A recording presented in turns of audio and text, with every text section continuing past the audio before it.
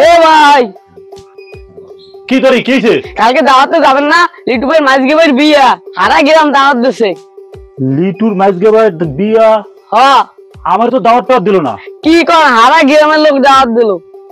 দেখছো হ্যাঁ। আমার বন্ধু সারা গ্রামের মানুষের দাওয়াত দিছে, আমারে দাওয়াত দে নাই। ওয়ার কফলে আজকে মাইর আছে। ও কোন দিক গেছে? ওদিক ওদিক দক্ষিণ পাড়া দাওয়াত দিতে আমি গেছে। ওই বইলাম ও আসুক। আমি তো গেলাম। যা কালকে আসকেন। তুই এবার কইস না।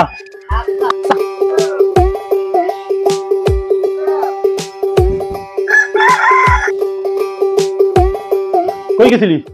আরে মাইজেবার বিয়ে এই জন্য তো দাওয়াত দিতে গেছিলাম ওই বাড়ি। তো তোর মাইজগেবার বাড়ি বিয়া, তোর মাইজগেবার বিয়া, তো তুই এবারে দাওয়াত দিছো, আমার এই বাড়িটা সবাই দাও না। আরে আপনার বাড়ির সামনে দিয়ে তো গেলাম। তো তুই আমার বাড়ির সামনে থেকে তুই আমার বাড়ি দাওয়াত দিলি না কেন? তুই সারা গ্রামের মানুষের দাওয়াত দাও, তুই আমার দাওয়াত দাও না কেন? এই আমি বিয়ে গেলে দাওয়াত দিই না, 1000 টাকা নোট দিয়ে আসি, খাই বা না খাই, তুই আমার বাড়ি দাওয়াত দিলি না কেন? এই দাওয়াত দিলি না কেন?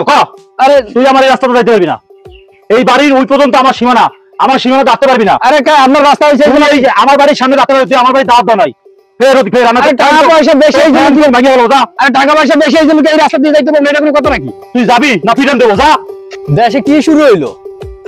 এই রাস্তা দিয়ে যাইতে পারবো না, এটা করতে পারবো না, ওটা করতে পারবো না, বিয়ের দাওয়াত দি নাই এই জন্য সে আমার রাস্তা দিয়ে আসতে দেবে না। রাস্তাটা কি হেয়ার নাকি?